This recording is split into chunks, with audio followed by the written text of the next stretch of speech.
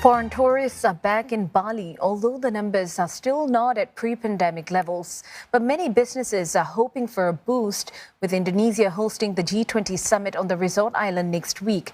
Industry players saying many G20-related events held this year are already having a positive impact. Chandni Vatvani reports.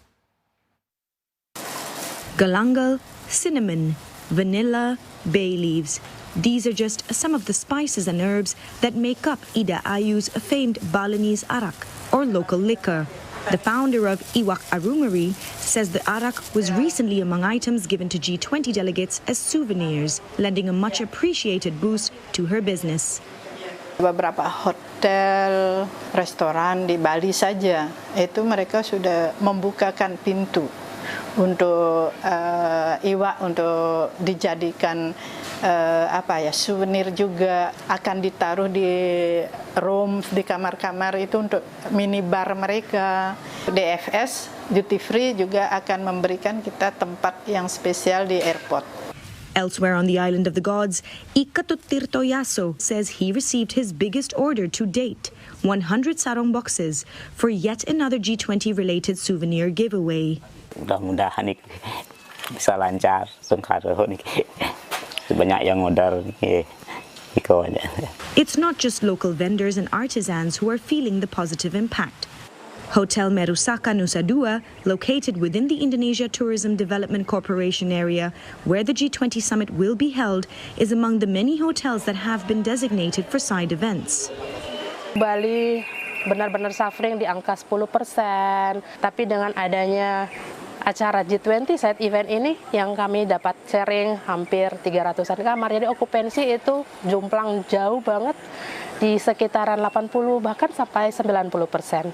Since opening its doors gradually to foreign tourists in October last year, Bali has failed to gain the high tourism traction that authorities and locals alike were hoping for. Domestic tourism is faring better, with the number of local tourists inching closer to pre-pandemic levels.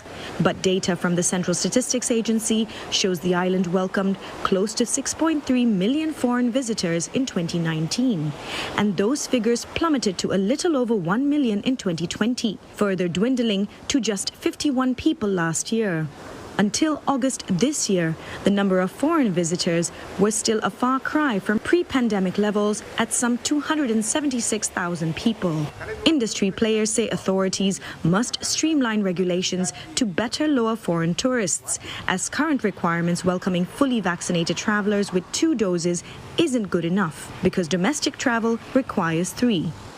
Ketika mereka datang ke Bali dan dari Bali mereka harus naik pesawat terbang ke Jakarta, mereka harus vaksin lagi. Dan ini kan menjadikan obstacle gitu loh. Jadi ada sebuah regulasi yang kontradiktif. Harapan kami, kalaupun memang harus ada booster, ada exception for turis yang datang ke Indonesia.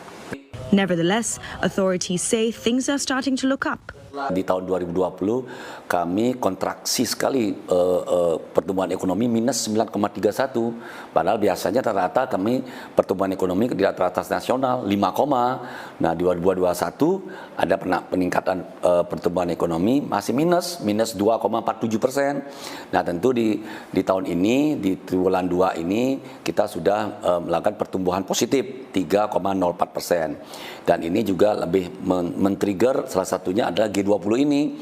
Bali has always been the epicenter of Indonesia's tourism. With the G20 summit in Bali, the hope is that tourism will receive a big boost, not only spurring the economy, but also benefiting the community and having a lasting trickle-down effect on every individual. Chandni Vatvani, CNA, Bali.